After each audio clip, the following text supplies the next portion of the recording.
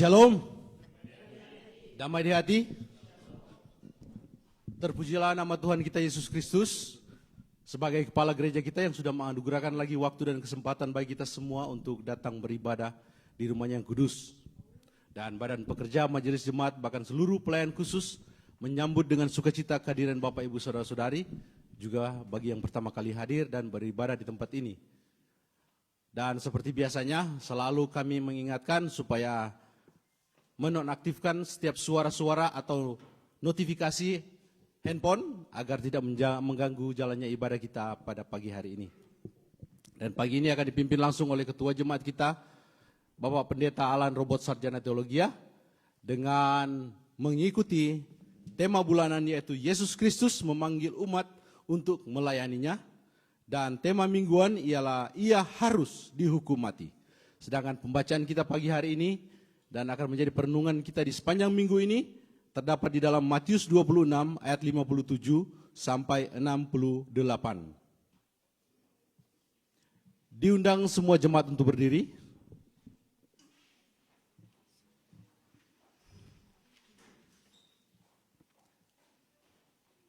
Salam sejahtera bagi kita semua. Terpujilah Kristus Tuhan kita dengan penuh syukur dan sukacita iman. Kami badan pekerja, majelis jemaat, dan seluruh pelayan khusus menyambut kehadiran Bapak, Ibu, Saudara-saudari dalam persekutuan ibadah hari Minggu saat ini. Kita semua punya kerinduan yang sama untuk selalu berada dalam hadirat Tuhan dan selalu ada dalam kendali dan kehendak Tuhan. Marilah kita beribadah dan mempersembahkan hidup kita sebagai ucapan syukur dan rasa terima kasih kepada Yesus Kristus yang telah terangkat ke surga dalam kemuliaannya. Selamat beribadah.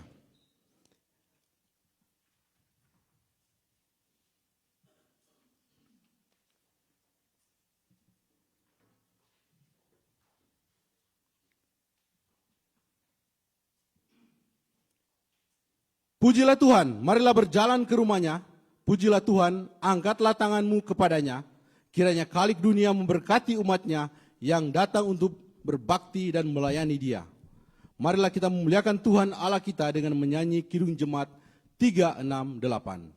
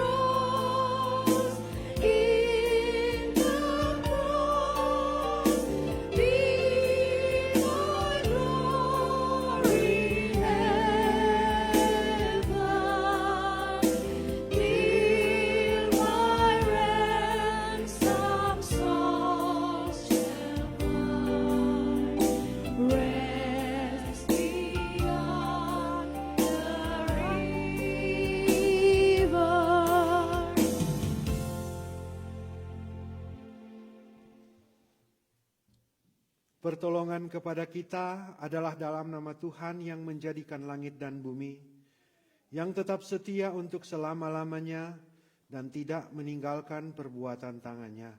Amin. Tuhan menyertai saudara-saudara. Dan menyertai saudara juga. Dengarkanlah nats pembimbing dalam Yohanes 3 ayat 16 berkata, "Karena begitu besar kasih Allah akan dunia ini, sehingga ia telah mengaruniakan anaknya yang tunggal, supaya setiap orang yang percaya kepadanya tidak binasa, melainkan beroleh hidup yang kekal."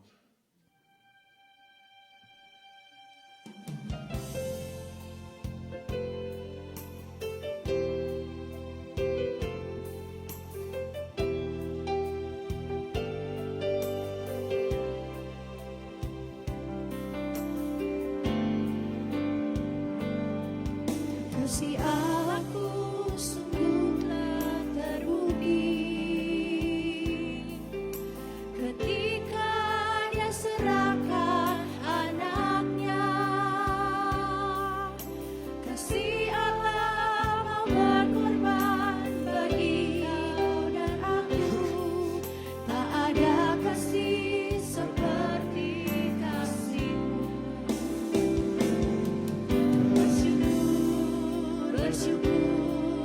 Bersyukurlah,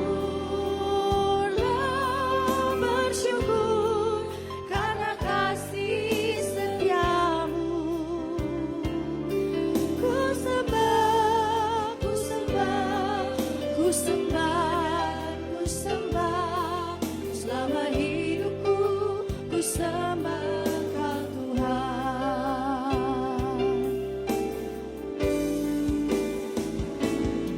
Bersyukur, bersyukur, bersyukurlah, bersyukur karena kasih setiamu. Ku sembah, ku sembah, ku sembah, ku sembah. Selama hidupku ku sembah Kau Tuhan. Selama hidupku ku sembah Kau Tuhan. Saudara-saudara dipersilakan duduk. Kita akan masuk pada pengakuan dosa dan pemberitaan anugerah Allah.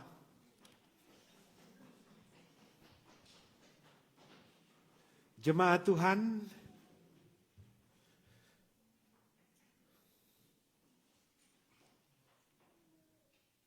jemaat Tuhan, sesungguhnya di hadapan Tuhan tidak ada yang tersembunyi. Tuhan mengenal masing-masing kita. Tuhan tahu segala sesuatu yang kita lakukan dalam hidup dan kerja setiap saat. Karena itu,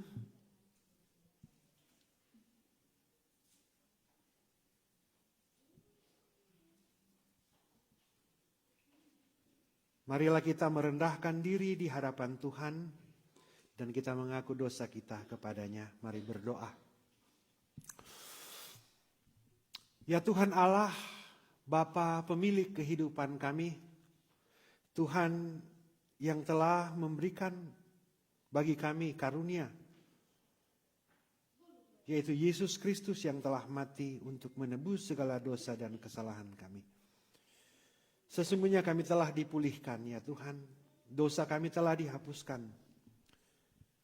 Tetapi ya Bapa, kembali lagi di dalam kehidupan ini Tuhan.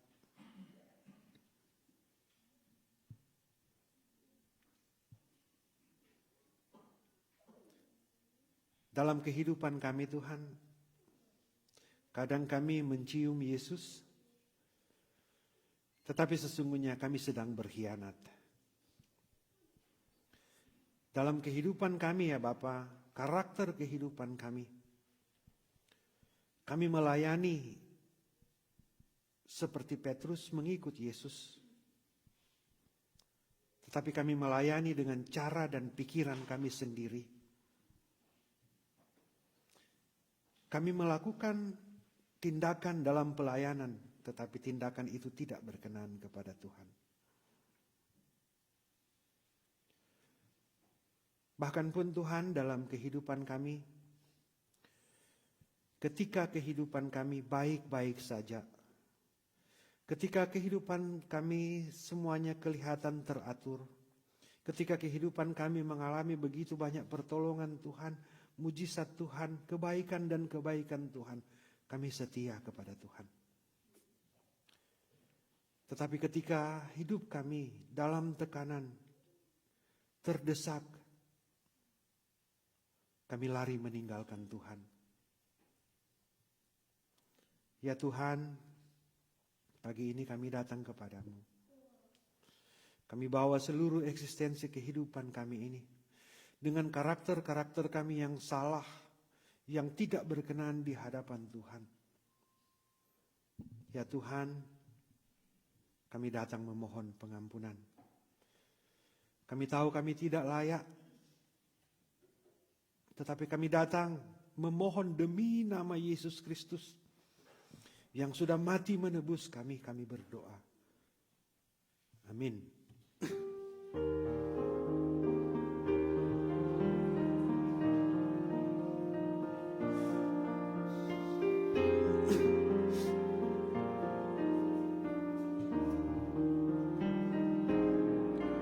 Ku ingin menyerahkan seluruh hidupku, sekalipun tak layak kepada Tuhanku. Ku bunuh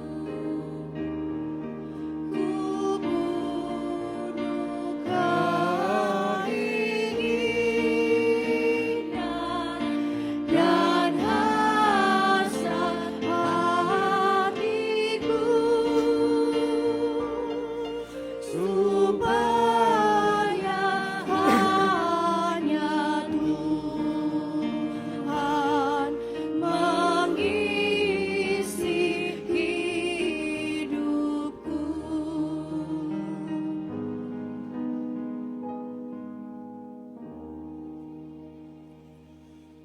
Saudara-saudara yang telah berdoa, mengaku dosa di hadapan Tuhan, mengakui segala kesalahan kita,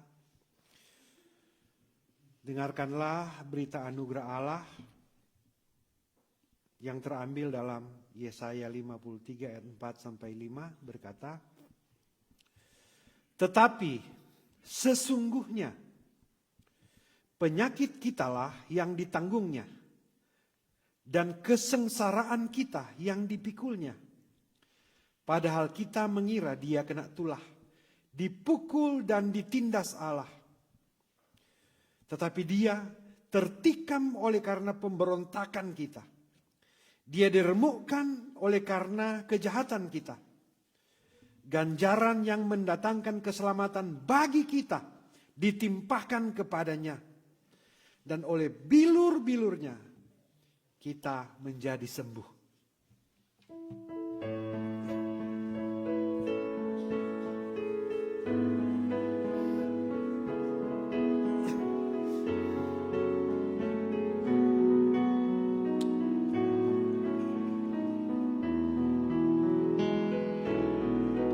Barang siapa yang percaya kepada Tuhan, asal hidup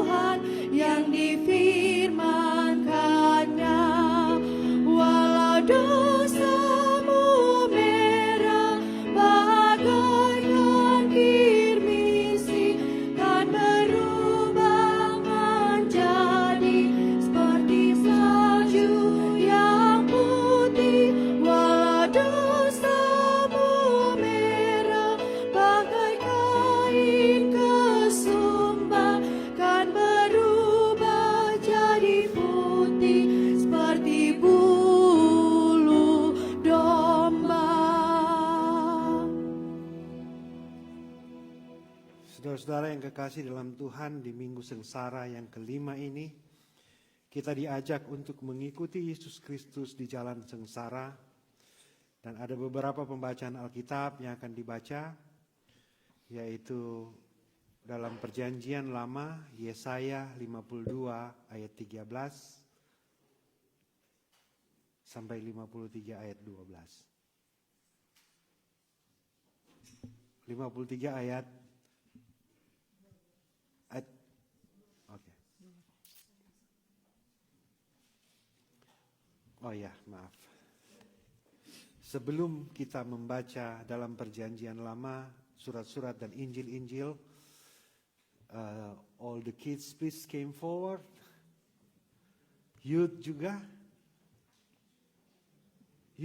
please came forward.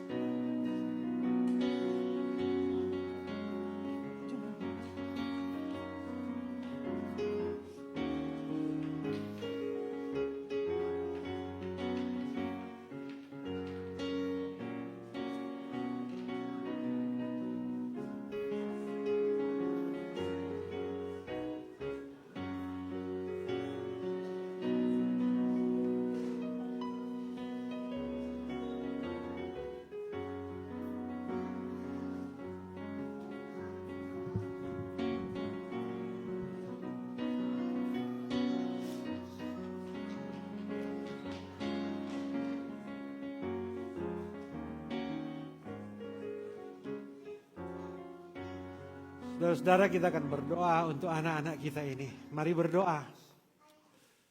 Ya Tuhan Allah yang telah memberikan kami kasih karunia yang menyelamatkan kami melalui Yesus Kristus, yang kami renung-renungkan sepanjang minggu sengsara ini. Pagi hari ini Tuhan, kami datang membawa anak-anak kami kepadamu di minggu sengsara ini.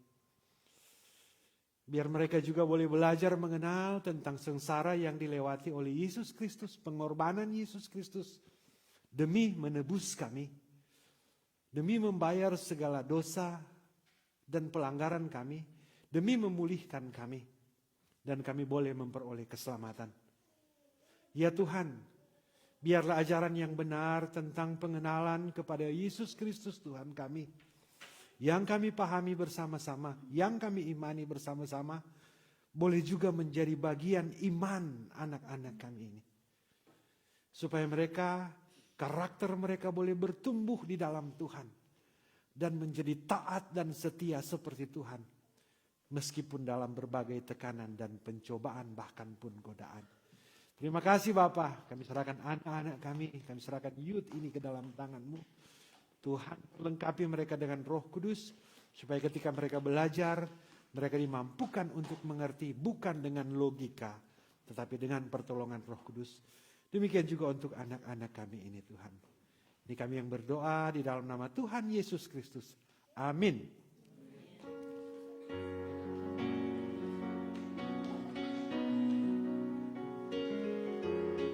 All the kids go over there and you on the other side.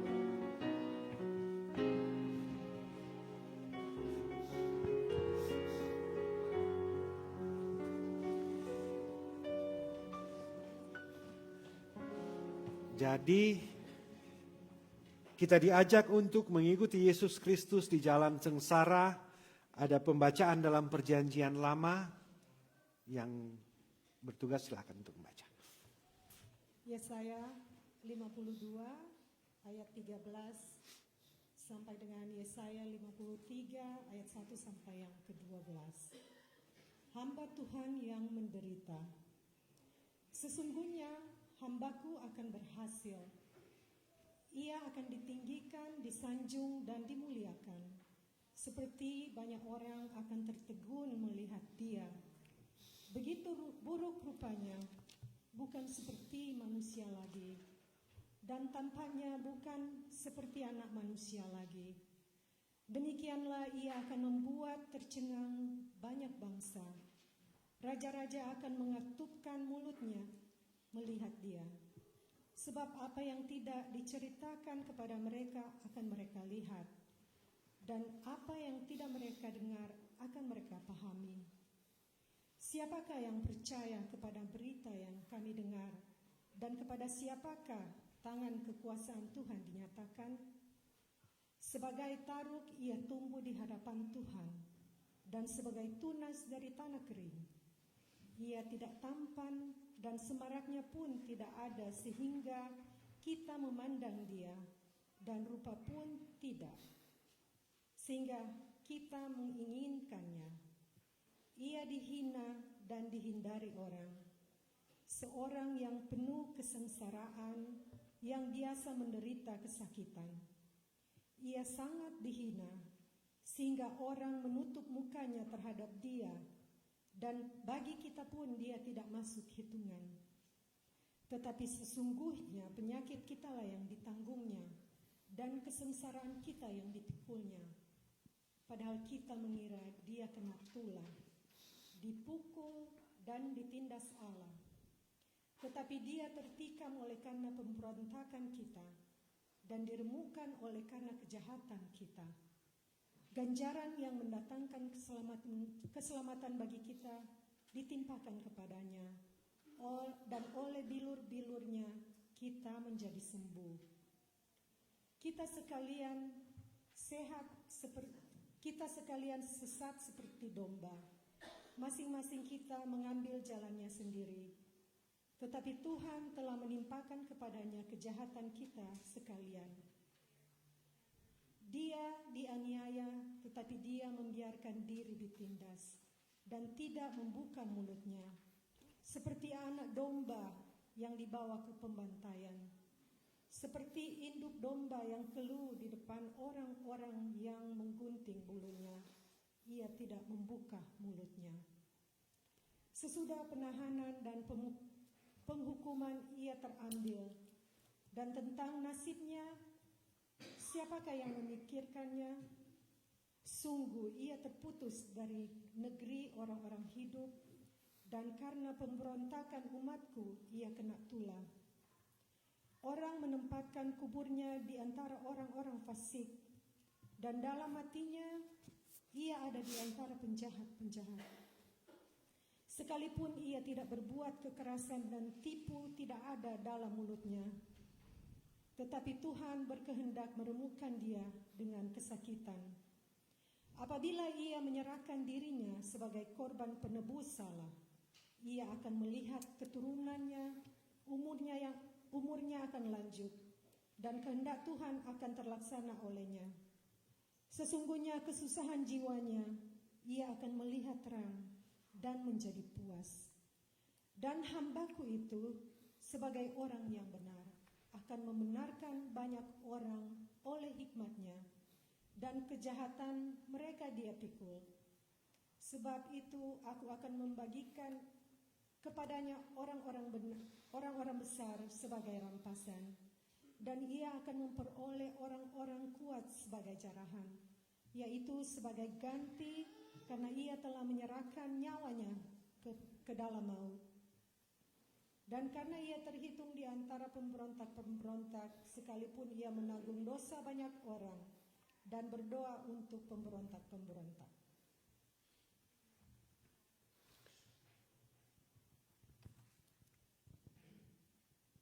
Kemudian ajakan untuk mengikuti Yesus Kristus di jalan sengsara dalam surat-surat Filipi 2 ayat 1 sampai 11.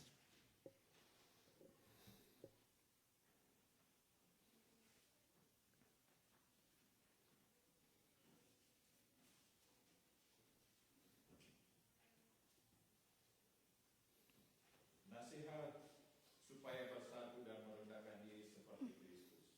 Firman Tuhan. Jadi karena dalam Kristus ada nasihat, ada penghiburan kasih, ada persekutuan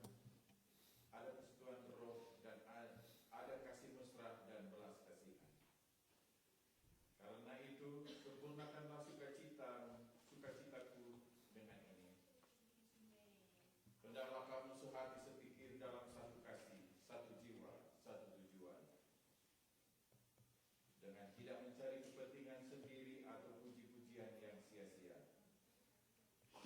Sebaliknya, hendaklah dengan rendah hati yang seorang menganggap yang lain lebih utama daripada dirinya sendiri. Dan janganlah tiap-tiap orang hanya memperhatikan kepentingannya sendiri, tetapi kepentingan orang lain juga. Hendaklah kamu dalam hidup bersama menaruh pikiran dan perasaan yang terdapat juga dalam Kristus Yesus, yang walaupun dalam rupa Allah tidak menganggap kesetaraan dengan Allah itu sebagai milik yang harus dipertahankan, melainkan telah mengkosongkan dirinya sendiri dan mengambil rupa seorang hamba dan menjadi sama dengan manusia. Dan dalam keadaan sebagai manusia, ia telah merendahkan dirinya dan taat sampai mati, bahkan sampai mati di kayu salib. Itulah sebabnya Allah sangat meninggikan dia dan mengaruniakannya kepadanya nama di atas segala nama, supaya dalam nama Yesus bertekuk lutut segala yang ada di langit dan yang ada di atas bumi dan yang ada di bawah bumi, dan segala lidah mengaku Yesus Kristus adalah Tuhan bagi kemuliaan Allah Bapa. Selanjutnya kita akan membaca yang menjadi pokok perenungan kita pada sepanjang minggu yang berjalan ini, terdapat dalam Injil Matius 26 ayat 47, 47,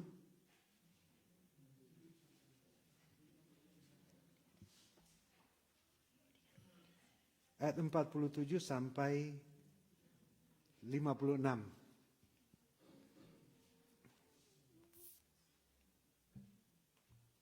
Kita boleh berdiri.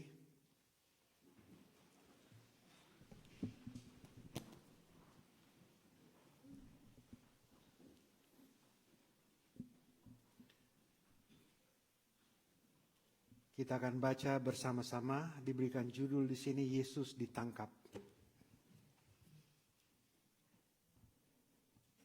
Waktu Yesus masih berbicara, datanglah Yudas, salah seorang dari ke-12 murid itu, dan bersama-sama dia serombongan besar orang yang membawa pedang dan pentung, disuruh oleh imam-imam kepala dan tua-tua bangsa Yahudi. Orang yang menyerahkan dia telah memberitahukan tanda ini kepada mereka. Orang yang akan kucium, itulah dia, tangkaplah dia. Segera ia maju mendapatkan Yesus dan berkata, "Salam Rabi," lalu mencium dia.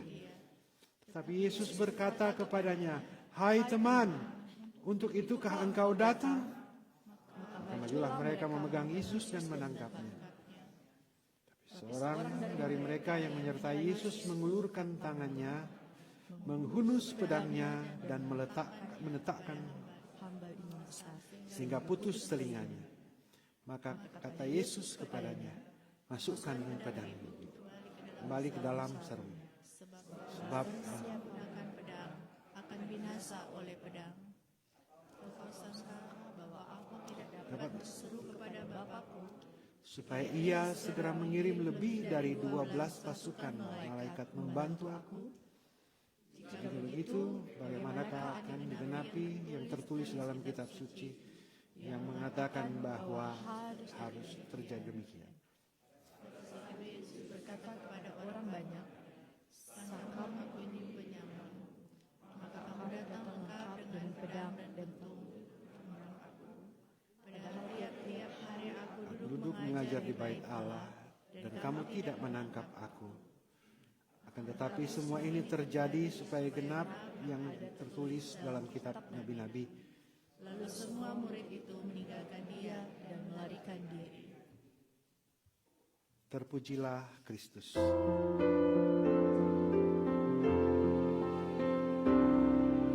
Saudara dipersilakan.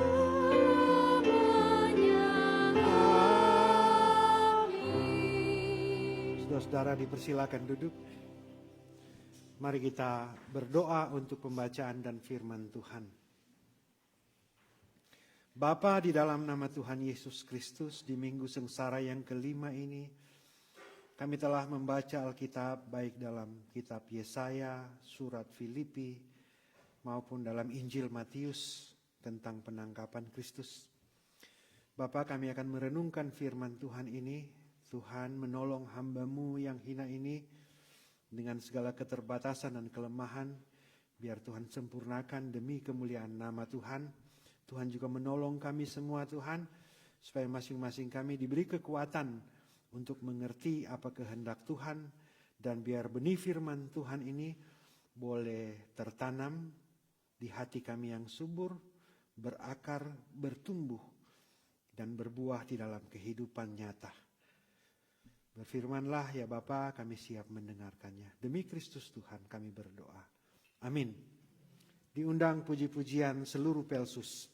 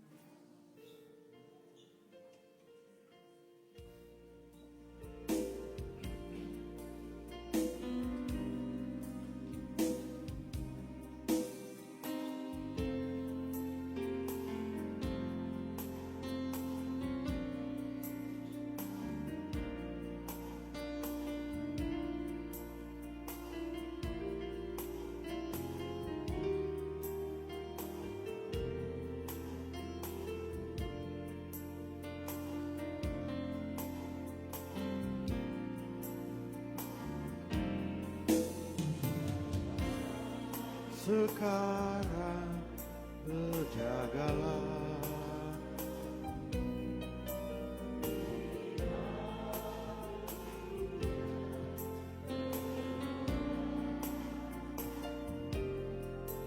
kedengaran sini sana,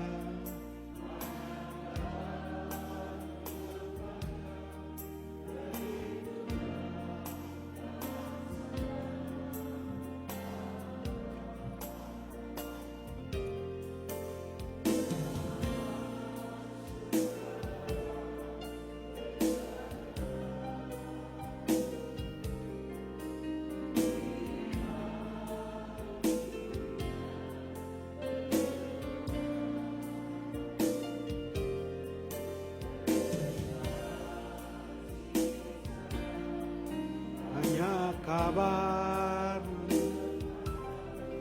berlindunglah dalam sabda Allah.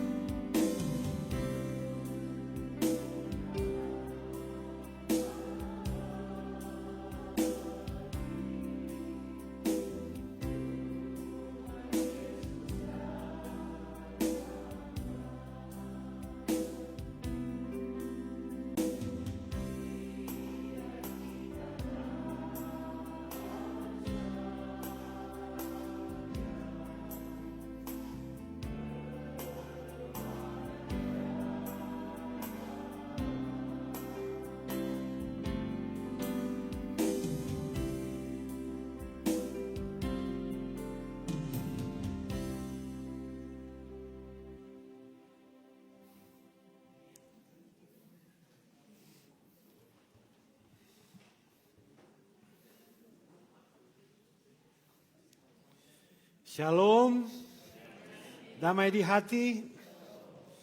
Puji Tuhan, saudara-saudara. Hari ini kita berada pada minggu sengsara yang kelima. Jadi minggu sengsara itu maksudnya kita sedang merenung-renungkan, menghayati tentang Sang Mesias yang mati di kayu salib, yang disiksa, supaya kita, jiwa kita yang tertawan Yang sudah digadaikan itu boleh ditebus oleh darahnya. Dan kita diselamatkan. Seperti dalam pembacaan tadi, dalam nubuatan para nabi, di dalam kitab Yesaya. Dia waktu menebus kita, nas pembimbing bilang karena begitu besar kasih Allah akan dunia ini, sehingga ia mengaruniakan. Jadi pertama kasih dan mengaruniakan. Jadi kasih Allah mengaruniakan. Tetapi yang diberikan oleh Allah ini apa yang harus dia lewati di dalam kehidupannya. Seperti yang dinubuatkan oleh Nabi Yesaya tadi. Kalau dalam gambaran tadi dia menanggung kesalahan yang bukan dia perbuat. Waktu dalam proses itu saudara-saudara oleh Yesaya, ini Yesaya. Jadi jauh sebelum terjadi Yesaya bilang. Dia seperti anak domba yang keluh. So tidak bisa buka mulut. Waktu bulunya digunting, waktu dia disiksa, dia tetap tutup mulut. Dia jalani semua proses itu. Tadi digambarkan tidak ada orang mau suka lihat dia. Dia muka so hancur sekali. Dia dihitung sebagai pemberontak padahal dia tidak pernah memberontak. Tetapi dia dihitung seperti itu, dia tetap diam. Dia tetap setia, dia tetap taat kepada kehendak. Sakit sekali. Makanya dia berdoa, Bapa kalau bisa cawan ini dilalukan. Tetapi Bapa tidak menjawab doa itu. Dan sampai pada akhirnya dia mati di kayu salib. Dia adalah hamba yang berhasil. Menderita tetapi berhasil. Makanya dalam pembacaan surat-surat tadi disebutkan bahwa dia punya nama ajaib. Semua yang di muka bumi ini bertekuk lutut kepada nama itu. Itu Tuhan Yesus. Tuhan Yesus, Tuhan yang kita sembah. Beri kemuliaan untuk Tuhan dulu. Nah saudara-saudara, kalau minggu yang lalu kita belajar tentang Yesus di Taman Getsemani. Masih ingat toh? Oke. Jadi waktu Yesus di Taman Getsemani ada dua hal penting di situ. Yesus berdoa 3 kali kepada Bapa. Tetapi doanya tidak dijawab oleh Bapa. Bukan berarti Bapa tidak mendengarkan doa Yesus. Tetapi Bapa tidak akan menjawab doa itu. Dan Yesus berkata, bukan kehendakku yang jadi, tetapi kehendak Bapa yang jadi. Artinya saudara-saudara, permohonan doa bisa salah. Tetapi kehendak Bapa tidak pernah salah. Meskipun waktu melewati kehendak Bapa itu prosesnya itu seperti yang Yesus gambarkan, cawan, penderitaan dan pergumulan. Itu hal penting dalam pembacaan yang minggu lalu dan langsung disambung dengan pembacaan kita hari ini, Yesus ditangkap. Sebenarnya memang pembacaan Alkitab yang akan kita baca yaitu Yesus di hadapan mahkamah agama. Tetapi ini kita akan melompat, nanti mau hilang. Jadi pendeta sengaja memilih topik ini, Yesus ditangkap. Nah saudaraku yang kekasih di dalam Tuhan, mari kita lihat teks kita pagi hari ini. Boleh tampilkan di screen. Jadi waktu Yesus masih berbicara, ini pas sambung sekali. Waktu yang teks yang lalu, Yesus baru selesai berbicara, bangunlah karena yang akan menangkap aku semua datang. Maka disambung dengan waktu Yesus sementara bicara, saudara-saudara, di Taman Getsemani, selesai dia berdoa. Dia sementara bicara, datanglah Yudas. Nah, saudaraku yang kekasih di dalam Tuhan, ada teman nama Yudas? Atau ada saudara nama Yudas? Karena kalau di sensus tidak ada nama Yudas di sini. Ada saudara nama Yudas? Atau teman lama? Tidak ada. Puji Tuhan, saudara-saudara. Memang nama Yudas ini, saudara-saudara, tidak ada orang yang suka pakai karena Yudas nyata-nyata pengkhianat. Nah, sekarang perlu kita lihat, saudara-saudara, kenapa Yudas berkhianat? Kenapa Yudas berkhianat? Nah, saudara-saudara yang kekasih dalam Tuhan, Yudas Yudas, kenapa sampai dia berkhianat tepat pada momen di Taman Getsemani ini? Sesungguhnya saudara-saudara, pengkhianatan Yudas ini, oke, tolong perhatikan ya. Pengkhianatan Yudas ini bukan terjadi saat itu juga. Tetapi pengkhianatan Yudas ini sudah terbentuk dalam satu proses panjang. Mulai dia dari bendaharanya di grup Yesus ini, dia mulai colek-colek sedikit tuh keuangan waktu itu. Kemudian waktu Yesus, kan ada 4 kali Yesus bilang toh, oh anak manusia akan mati, anak manusia. Jadi saudara-saudara, waktu itu saudara-saudara, Yudas dan semua murid-murid Yesus berpikir bahwa Yesus akan menjadi Mesias. Katakan bersama saya, Mesias.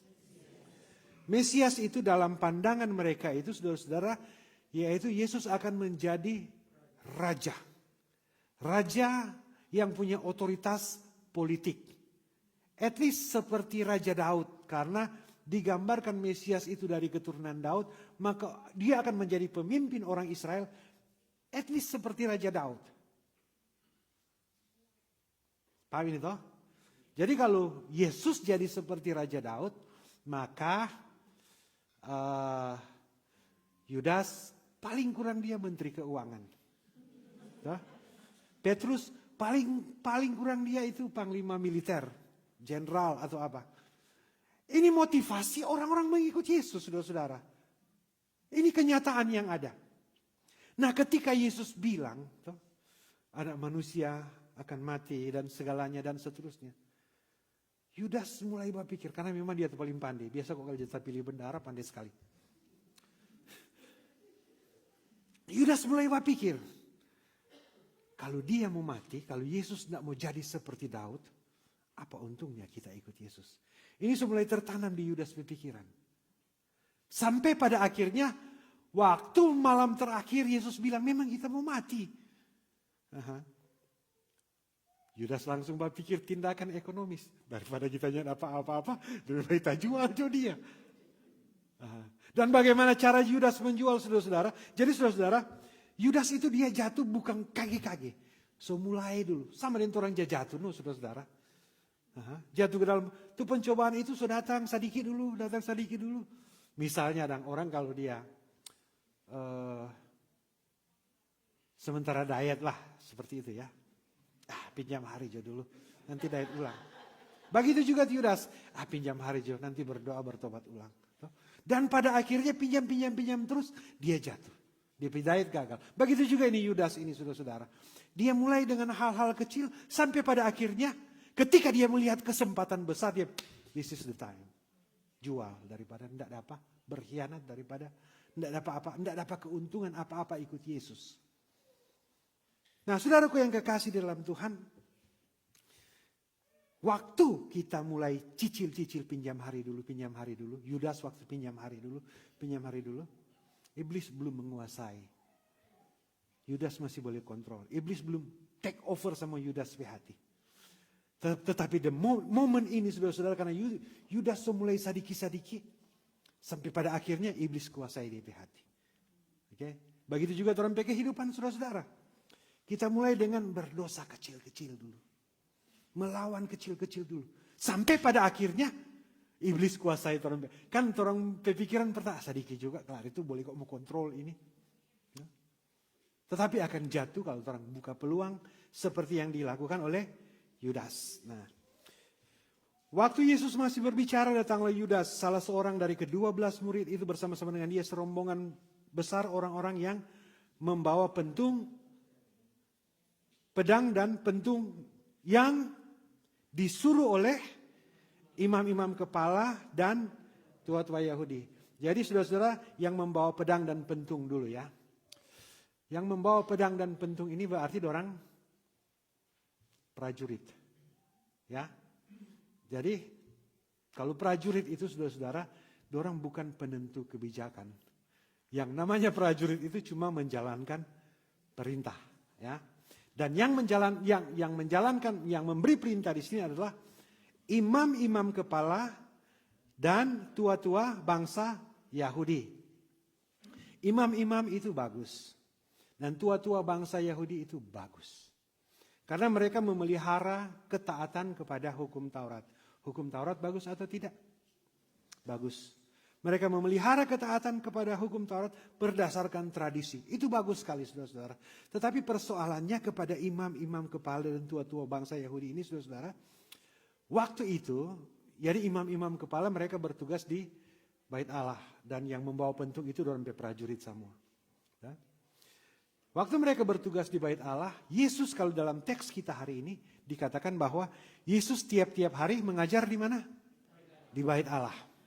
Pernah ingat tuh cerita Yesus menghancurkan orang yang berdagang di Bait Allah, mengusir? Pernah? Aha. Itu dia berdampak besar sekali buat imam-imam kepala. Karena imam-imam kepala, dorang pencarian itu di gereja. Dorang punya mata pencarian itu di, bukan gereja, Bait Allah. Di gereja tidak ada. Itu imam-imam kepala punya sumber income, mata pencarian tambahan di gereja. Jadi kalau ada orang dagang di gereja ada retribusi lah. Ada pemasukan kecil-kecilan. Mungkin juga besar. Nah, waktu Yesus bongkar itu semua, saudara-saudara, imam-imam kepala kehilangan pendapatan. Dalam bahasa Manado bilang, aduh, Yesus suka rusak orang pi belanga. Yesus suka rusak orang pi bisnis. Itu pertama ya, perhatikan nih. Kemudian tua-tua bangsa Yahudi. Tua-tua bangsa Yahudi. Mereka itu adalah orang-orang yang dihormati. Sangat dihormati di kalangan orang-orang Yahudi. Tetapi saudara-saudaraku yang kekasih dalam Tuhan Yesus, waktu Yesus berjalan di atas air, Yesus melakukan begitu banyak mujizat, dia memberi makan 5.000 orang. Ini pengaruhnya orang Yahudi, tua-tua Yahudi ini mulai merosot.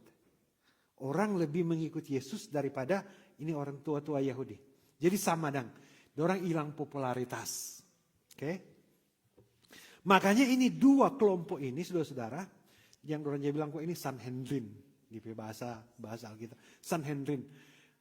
Ini dua kelompok ini, tua-tua Yahudi dan imam-imam kepala ini yang terganggu kepentingan mereka karena Kristus, mereka bersepakat untuk membunuh Yesus. Tetapi harus ada cara supaya tidak membuat keributan. Makanya mereka tangkap waktu malam. Oke. Nah, terus ayat 48 49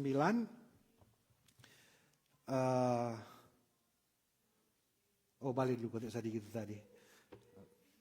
Jadi saudara-saudara, imam-imam kepala dan tua-tua bangsa Yahudi ini karena kehidupan mereka terganggu oleh kehadiran dan pelayanan Yesus, mereka mencari cara untuk memusnahkan Yesus. Oke? Paham sampai sini toh? Dalam kehidupan kita saudara-saudara, kadang pun kita seperti imam-imam kepala dan tua-tua Yahudi. Kita mengenal Tuhan, toh, kita melayani Tuhan, tetapi ketika pelayanan kita dan kebenaran Kristus itu mengganggu kepentingan dan popularitas kita, kita mencari cara untuk menyingkirkan hal itu. Ini bahaya. Ayat 48-49. Orang yang menyerahkan dia, dalam hal ini Yudas, telah memberitahukan tanda ini kepada mereka. Mereka ini yang prajurit bawa bentung. Jadi mereka kata, dorang kata ingin tahu apa-apa. Dorang cuma menjalankan perintah.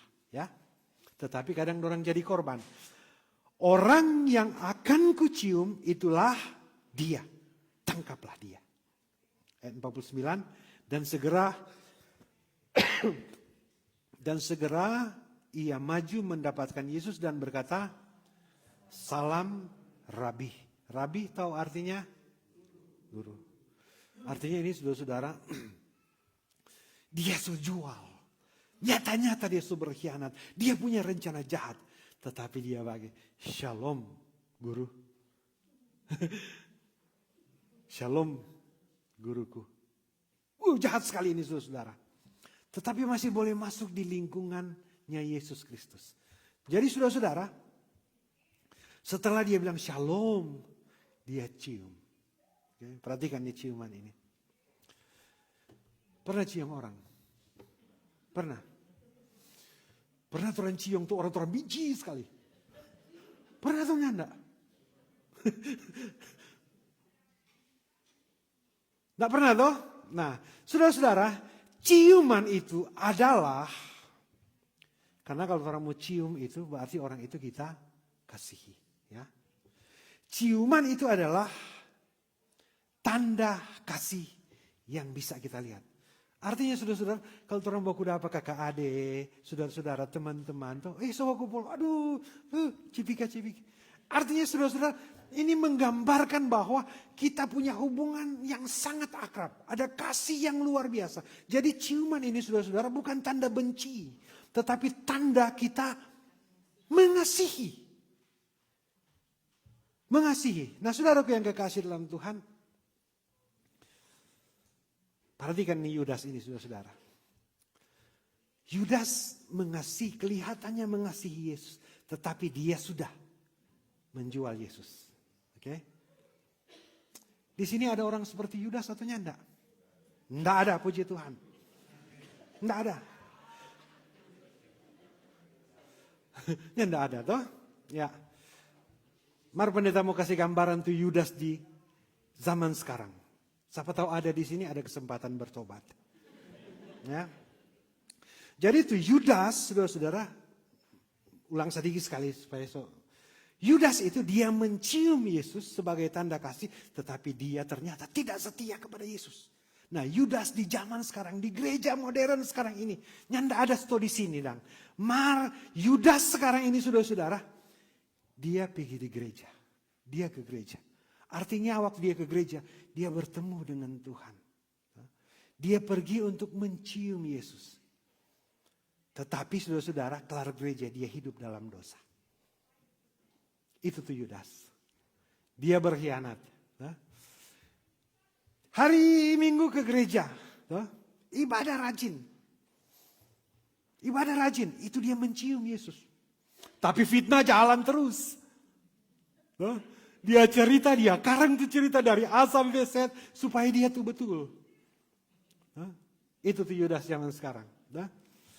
Bagaimana itu Yudas zaman sekarang saudara?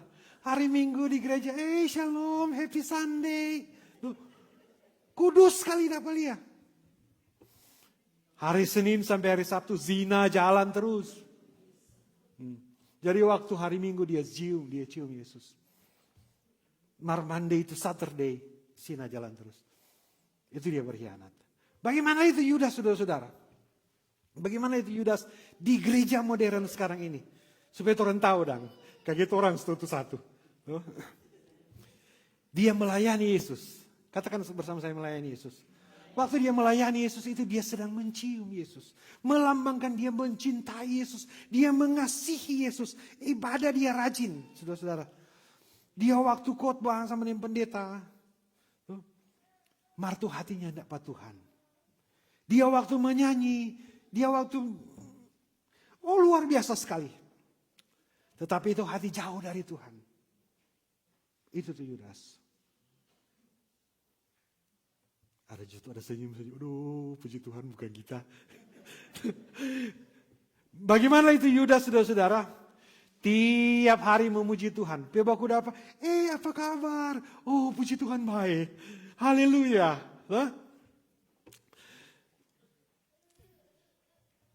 Waktu baku dapat, dia mulu selalu, aduh memang kata Tuhan ini, memang kata Tuhan itu. Tetapi saudara-saudara, mulu dapat dengar bagus. Tetapi dalam tingkah laku, dia rente maka rente.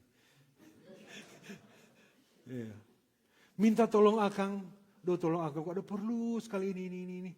Dia cari tuh alasan, supaya tidak jadi. Jadi waktu hari Minggu, Yudas itu, waktu dia bertemu dengan Tuhan, dia cium tuh Yesus.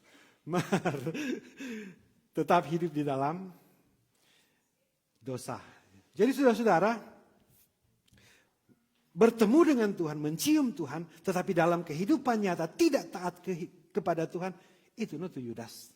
Itu tuh kemunafikan. Itu tuh kemunafikan. Jadi saudaraku yang kekasih dalam Tuhan, yang perlu kita pelajari di sini ya saudara-saudara yaitu jangan sampai kita mencium Yesus.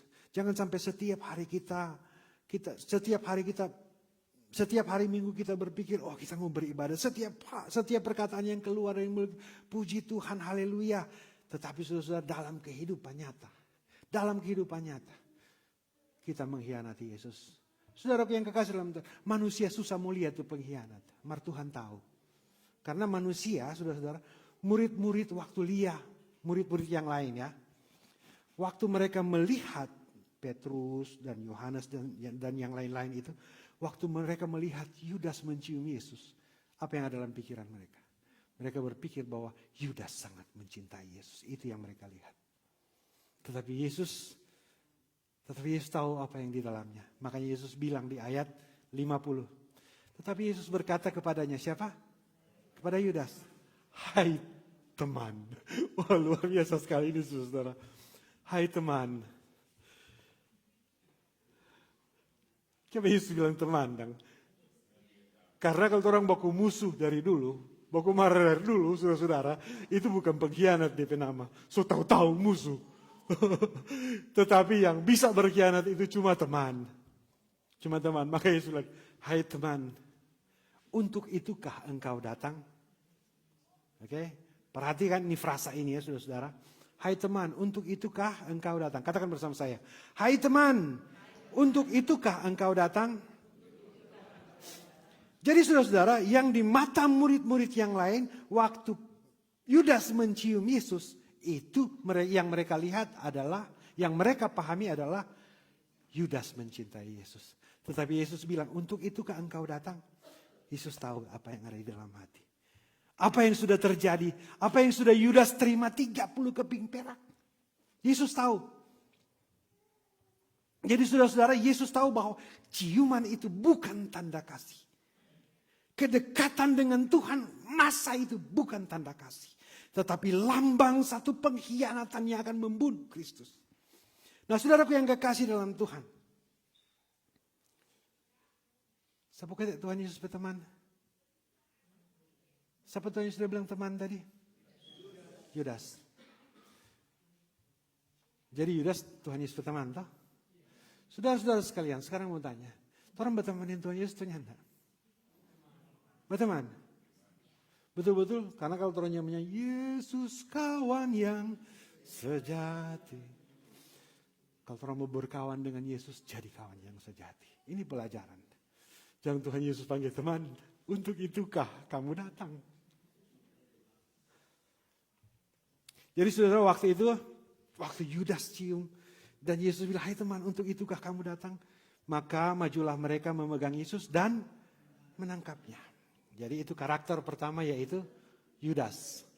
Yudas berkhianat. Yang kedua, orang yang kedua di sini. Ayat 51. Tetapi seorang dari mereka di kitab Yohanes bilang dia bernama Petrus. Jadi orang tahu dia Petrus. Petrus kemana biar dia banyak. Pernah menyangkal diri tetapi banyak orang jaga saya nama Petrus. Banyak orang dompe anak, dompe papa, pokoknya itu. Petrus punya nama Petra, Petrus, Peter, semua itu. Artinya saudara-saudara mau bilang bahwa Petrus memang pernah menyangkal Yesus, tetapi dia bertobat. Makanya orang Jepang pakai itu nama. Nah perhatikan di teks ini. Ayat 51 orang yang kedua, karakter yang kedua. Tetapi seorang dari mereka yang menyertai Yesus mengulurkan tangannya dan menghunuskan pedangnya dan menetakkan gue itu saudara sama ini pedangku dia cuma begini. Ciri telinga. Menetakkan pedangnya kepada hamba imam besar sehingga putus telinganya. Jadi saudara-saudara, waktu Yesus bersama-sama dengan Petrus, waktu mulai chaos, mulai kacau di situasi, saudara-saudara, Petrus menetakkan, dia cabut pedang, terus dia menetakkan. Berarti dia melawan. Sekarang pertanyaan, kira-kira, apa yang ada di pikiran Petrus waktu itu? Apa? Membela. Apalagi? Melindungi Yesus. Apalagi? Melawan. Yang dalam tanda kutip, itu semua itu pelayanan. Itu sama. Jadi saudara-saudara, Petrus berpikiran waktu dia cabut pedang, musuh mau takut, padahal nyanda. Waktu dia cabut pedang, dia pikir itu berkenan kepada Tuhan. Waktu dia cabut pedang, saudara-saudara, dan dia menetapkan ke telinga orang lain, dia menyerang musuh, itu kehendak Tuhan. Itu Petrus berpikiran. Tapi saudara-saudara perhatikan di cerita ini. Waktu telinga jatuh, Yesus penggut itu telinga. Dia tempel ulang. Paham nih makna toh? Dia tempel ulang, sembuh total. Sekarang mau ditanya, apakah yang dilakukan oleh murid Yesus ini sesuai dengan kehendak Tuhan atau tidak? Ada jawaban toh sekarang? Tidak sesuai dengan kehendak Tuhan. Nah saudaraku yang kekasih dalam Tuhan, ternyata mengikut Yesus dan tindakan seolah-olah membela Yesus, ada yang tidak berkenan kepada Tuhan. Paham ini toh? Nah saudara-saudara, mari orang lihat toh, orang lihat. Jadi ayat 52 bilang, maka kata Yesus kepadanya, siapanya di sini? Petrus, masukkan pedang. Ini perintah, ini firman, masukkan pedang. Dia bermakna ini luar biasa sekali saudara. Masukkan pedang ke dalam sarungnya. Yesus langsung sambung. Sebab barang siapa yang menggunakan pedang akan binasa oleh pedang. Jadi saudara-saudara, waktu Yesus bicara ini saudara-saudara, siapa yang menggunakan pedang akan binasa oleh pedang. Yesus bukan sedang berbicara tentang pedang secara harafiah waktu itu. Tidak. Tetapi Yesus bicara pedang itu sebagai satu simbol cara manusia melayani Tuhan. Ya. Jadi pedang itu salah satu simbol cara manusia melayani Tuhan. Manusia tidak dapat melayani Tuhan dengan pedang. Jadi saudara-saudara, manusia waktu Yesus bilang yang mengeluarkan pedang dia mau habis dengan pedang. Jadi saudara-saudara, pedang itu saudara-saudara bukan caranya Tuhan untuk melayani. Bukan caranya Tuhan. Tetapi pedang itu adalah cara manusia tanpa Tuhan. Karena pedang itu saudara-saudara, pedang itu sama dengan kekerasan. Petrus waktu dia pakai pedang, dia punya tujuan. Ini manusia punya tujuan. Orang pe pelayanan, orang pe perkataan. Waktu Petrus mencabut pedang, waktu Petrus memakai pedang, dia punya pikiran untuk membela Yesus. Oke? Dia pikir ini pelayanan. Dia pikir ini untuk Tuhan. Tetapi Tuhan bilang apa? Masukkan pedang. Kadang orang seperti Petrus, saudara-saudara. Artinya orang berpikir bahwa apa yang sedang kita kerjakan, konfrontasi kita yang di garis depan, yang melakukan konfrontasi ini, saudara. Kadang kita berpikir bahwa ini pekerjaan Tuhan. Orang maju dengan pedang, orang maju dengan kekuatan kita. Tetapi Tuhan tidak menyuruh seperti itu. Tuhan bilang, sarungkan pedangmu. Ada amin sampai di sini? Jadi saudara-saudara, waktu Petrus cabut dia pedang, dia pikir dia mau bela Tuhan. Kadang waktu kita bertemu dengan orang yang tidak sepandangan dengan kita, tidak sepaham dengan kita, lain aliran dengan kita. Dorang kok aliran A, aliran B, orang aliran C. Orang langsung cabut pedang. Paham ini tuh? Kadang orang argumentasi dengan orang yang berbeda pandangan dengan kita. Cara kita berbeda, cara kita berhadapan dengan orang yang berbeda agama dengan kita. Orang cabut pedang. Karena orang itu musuh. Dan orang pikir bahwa orang itu sedang memberitakan Injil. Tapi Yesus bilang apa?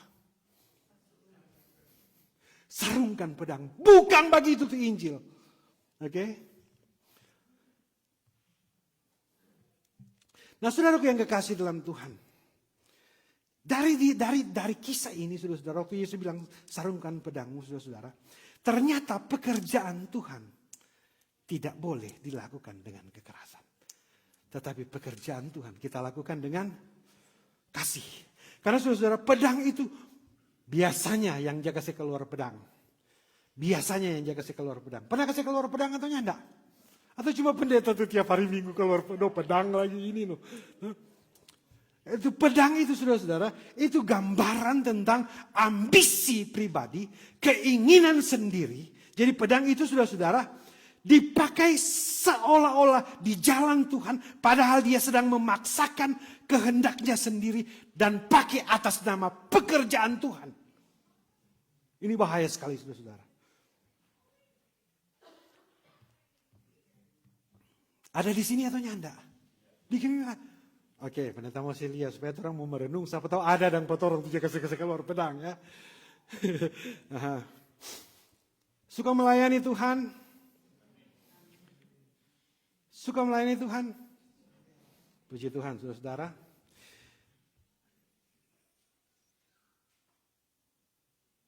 Tadi pagi ada percakapan di konsistori. Orang kata serang-serang, siapa dok, enggak ada pakai seragam hijau. Enggak ada pakai seragam hijau. Langsung mulai kasih keluar tuh pedang. Langsung keluar pedang. Padahal lu entah tuh ada hijau semua. Cuma pendeta tuh nyanda.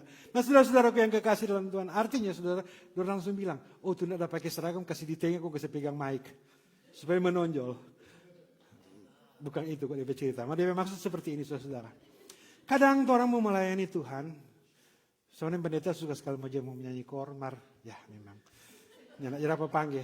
Kau mau suka lagi di tengah. Mana memang suara tuh. Ya sadar diri Jono. Saudara-saudara. Tapi kadang saudara-saudara. Ini tuh ambisi pakai pedang di dalam gereja. Karena kita pendeta. Tuh core choir, musafir choir so di sini semua tuh. Semua menyanyi. Biar kita suara bagus. Besai. Biar suaraku tidak bagus. Karena kita pendeta, kita mesti di tengah. Begitu dia pakai pedang. Artinya saudara-saudara, mau melayani Tuhan, tetapi harus ada posisi. Bahaya sekali ini saudara-saudara. Itu orang sedang dia pakai pedang. Kita so lama di sini, kita pendiri gereja ini. Kita gemim dari dulu. Tapi obat gemim, orang suka kasih keluar pedang. Kalau nyata pilih jadi majelis, kita semua pindah. Itu pedang tumpul di penama. Jaga sembung bawa golok. No? Atau kita mau melayani Tuhan. Tetapi kita harus dihargai. Ketika tidak dihargai lagi dalam pelayanan saudara-saudara. Ketika kita tidak dihargai. Langsung keluar tuh pedang. Padahal saudara-saudara. Melayani bukan untuk dihargai. Bukan untuk dihargai. Yesus melayani bukan untuk dihargai. Jadi korban. Terus. Ini dia kasih keluar pedang di gereja. Kita mau melayani terus. Margoni mesti ikut kita mau. Pendeta mau jadi pendeta terus di sini. Tu jemaat dan pelsus mesti ikut pendeta mau. Itu tuh kasih keluar pedang saudara-saudara. Bukan cuma pendeta begitu. Jadi saudara-saudara, waktu mengeluarkan pedang. Itu bukan cara Tuhan. Sebab pedang itu saudara-saudara, cara dunia. Pedang itu melambangkan cara dunia. Waktu kita menjatuhkan orang lain. Perhatikan baik-baik. Waktu kita menjatuhkan orang lain. Kita telah mengeluarkan pedang itu. Padahal di Roma ada bilang jangan membalas kejahatan dengan kejahatan. Tuhan Yesus bilang. Kalau orang tampar pipi kiri. Kasih pipi. Betul kata itu. Jangan isi batu tuh. Nah. Sekarang kita mau lihat, kalau pedang itu cara dunia, jadi caranya Tuhan itu bagaimana? Apa yang kita mesti pakai? Apa yang kita mesti pakai? Kalau pedang itu caranya dunia, senjatanya dunia. Sebagai orang yang mengaku percaya Yesus Kristus adalah Tuhan dan Juru Selamat yang telah ditebus dan diselamatkan oleh Yesus Kristus. Senjata kita bukan pedang, tetapi senjata kita di sini. Salib. Jadi kalau pedang itu caranya manusia menyelesaikan persoalan. Tetapi salib itu adalah caranya Allah menyelesaikan persoalan. Kalau di pedang saudara-saudara adalah cara kekerasan. Tetapi kalau di salib, apa yang kita lihat di salib? Pengorbanan. Bukan pedang. Kalau dia dengan pedang waktu Petrus memotong telinganya si hamba imam besar itu, saudara, dia sedang memaksakan kehendak pribadinya Petrus. Tetapi kalau senjatanya salib, Meskipun ada tekanan berat, ada tekanan besar yang mengancam kita. Senjata kita bukan pedang, tetapi senjata kita salib. Bagaimana tuh salib? Mengasihi. Waktu ini kalau pedang ini dipakai untuk membalas atau menyerang lawan. Tetapi kalau salib, apa yang orang pakai salib? Yesus waktu disalib, dia bilang di teks ini, kita boleh panggil 12 pasukan malaikat. Tetapi dia memilih taat. Jadi saudara, kalau di pedang kita gunakan untuk membalas kejahatan, kesakitan dengan kesakitan, kejahatan dengan kejahatan. Di salib kita pakai itu kejahatan, kesalahan yang menyakiti kita, kita pakai dengan apa? Mengampuni. Karena waktu disalib Yesus bilang, ampunilah mereka. Ampunilah mereka yang memfitnah saya. Ampunilah mereka yang menjatuhkan saya. Ampunilah mereka yang segala macam telah melakukan yang tidak baik, tidak benar. Merusak kehidupan saya. Yesus bilang apa? Di pembacaan Alkitab bilang tadi muka so hancur sekali. Siksa sekali dia waktu itu. Tapi dia bilang apa? Ya Bapa, ampunilah. Yesus tidak pakai pedang waktu itu. Dia pakai itu salib sebagai lambang pengampunan. Meskipun salib itu secara manusia adalah lambang kehinaan. Hanya orang hina yang disalib. Terus, pedang itu membunuh. Pedang itu membunuh. Tetapi salib, ada apa di salib? Salibnya, salib yang kumuh. Memang tidak betapa pakai di kor. Hingga dalam surga.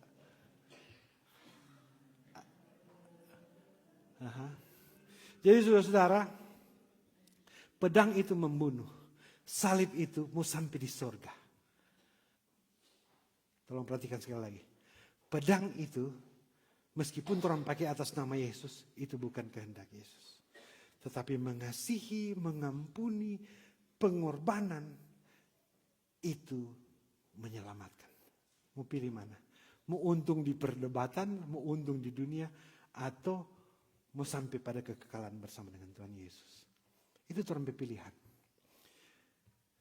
Jadi saudaraku yang kekasih di dalam Tuhan. Ada pedang? Ada yang punya pedang di sini atau enggak? Ada, semua ada pedang.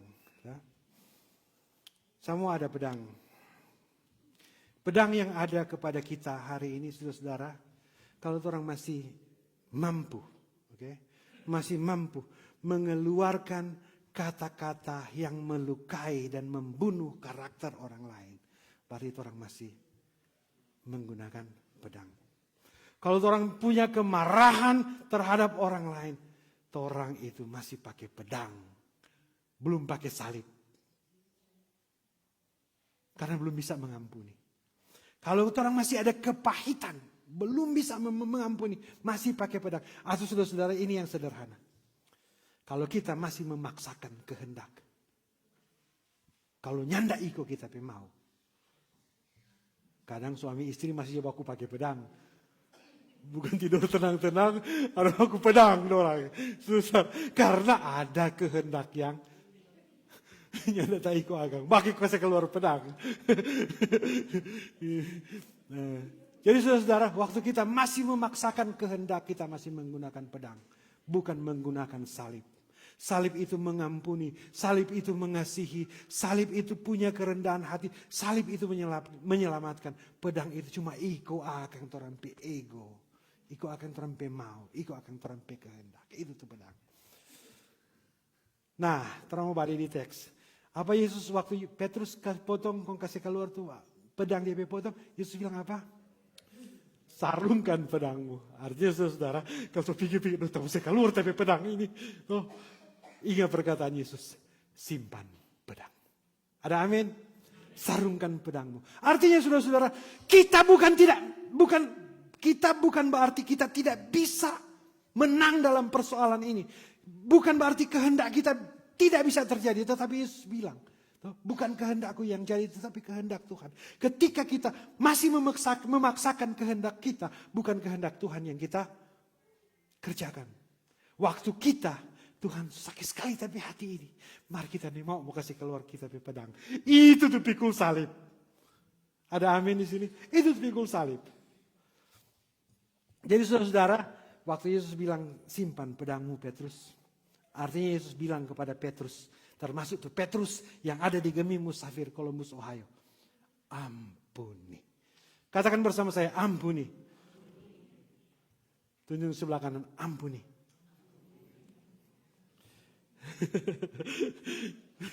Belum berarti itu nama tunjung kong. Lolos. Ya, jadi saudara waktu bilang simpan pedang itu berarti kita mengampuni. Waktu Tuhan Yesus bilang simpan pedangmu berarti kita mengasihi. Waktu Yesus bilang simpan pedangmu Petrus. Petrus emosi sekali. Dia pikir dia bisa menang waktu itu. Tetapi saudaraku yang kekasih dalam Tuhan, waktu Yesus bilang, Petrus simpan pedangmu. Artinya Yesus sedang bilang, coba kok Petrus kena rendah hati. Coba kena rendah hati. Petrus, jangan taat pada kehendakmu. Tetapi taat pada kehendak Tuhan. Itu tuh simpan pedang. Jadi saudara-saudara, kalau orang mampu memalawang, mampu mau balas tuh kejahatan dengan kejahatan, mampu mau bikin siksa orang lain yang pernah bikin siksa pada orang, jangan bikin, simpan pedangmu. Ada amin? Ada amin? Jangan kau waktu tersimpang pedang, kau Tuhan setelah sah, biar jadi cilakan kau, atau cilakan batu di kepala. Simpan pedangmu, dan bukan kehendakku yang jadi, tetapi kehendak Tuhan yang jadi. Tuhan pakai salib, ikut cara Tuhan, bukan ikut cara manusia. Jadi pedang melambangkan cara manusia, tetapi Yesus menunjukkan bukan pedang, tetapi Yesus menunjukkan kepada kita jalan salib. Itu Tuhan bicara. Masih ingat tuh teks nas pembimbing tadi tuh? Tak seorang pun sampai kepada Bapa kalau tidak melalui aku. Saudara-saudara tidak mau sampai kepada Bapa kalau pakai pedang. Ada amin? Tetapi saudara-saudara akan sampai kepada Bapa kalau melalui Yesus Kristus. Apa tuh Yesus Kristus yang bikin? Dia simpang tuh pedang, biar juga kita disalib. Kita bisa panggil tuh malaikat 12 pasukan, bisa menang. Tetapi Yesus memilih simpan pedang karena apa? Dia memilih taat. Jadi saudara-saudara, singkat sekali kita bisa mengerjakan pekerjaan Tuhan. Kita tidak bisa mengerjakan pekerjaan Tuhan pelayanan dengan pedang. Kita harus memikul salib. Sangkal diri dan pikul salib. Itu tuh Yesus sudah bilang. Terus ayat 53. Atau kau sangka bahwa aku tidak dapat berseru kepada Bapakku supaya ia mengirim lebih dari 12 pasukan malaikat membantu aku? Bisa. Tetapi Yesus memilih taat. Jadi saudara, waktu Yesus tidak panggil ini malaikat ini saudara, di situ berarti dia memilih menyerahkan diri kepada rencana Bapa. Artinya saudara-saudara, Yesus waktu itu dia bukan berarti dia lemah, bukan berarti dia tidak bisa mengalahkan pasukan waktu itu, tetapi dia memilih ini bagian dari proses rencana Bapa. Maka dia memilih untuk taat. Dia memilih untuk menyerahkan diri kepada Tuhan. Jadi saudara-saudara, waktu itu Yesus tetap mengampuni walau dia sedang disakiti. Yesus tetap setia walau dia menderita. Dia tetap percaya walau tidak mengerti rencana Tuhan. Dia tetap taat walau berat. So terlalu banyak tuh Kang. Rupa-rupa banyak jawab kok kayak sekarang no. Padahal ini minggu pertama orangnya datang gerejanya enggak pakai mantel. Tuh, enggak pakai jaket.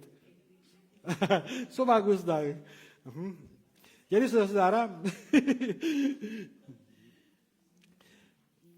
Yesus tetap percaya walau tidak mengerti.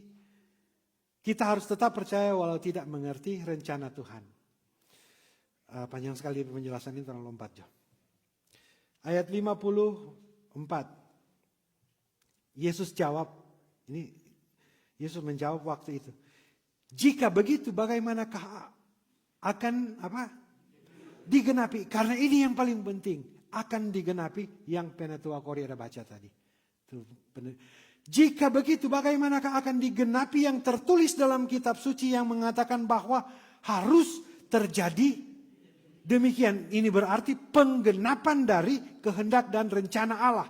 Ayat 55. Pada saat itu Yesus berkata kepada orang banyak, sangkamu aku ini penyamun, maka kamu datang lengkap dengan pedang dan pentung untuk menangkap aku. Padahal tiap-tiap hari aku mengajar di bait Allah dan kamu tidak menangkap aku. Kenapa seperti ini, saudara-saudara?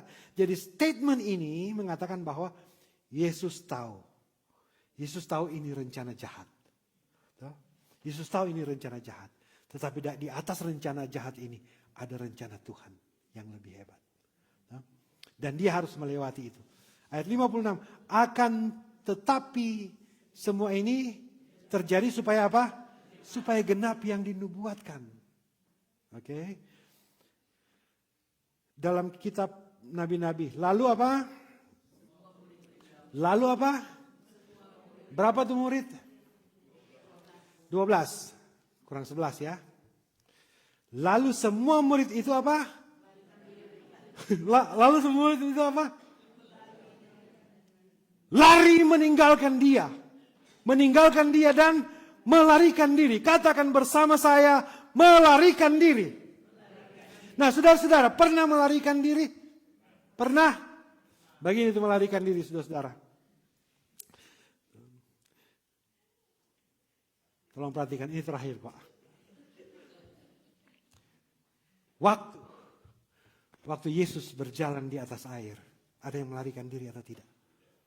Waktu Yesus bilang sembuh, ada yang melarikan diri atau tidak? Waktu Yesus membangkitkan Lazarus, ada yang melarikan diri atau tidak? Waktu Yesus memberi makan 5.000 orang, ada yang melarikan diri atau tidak?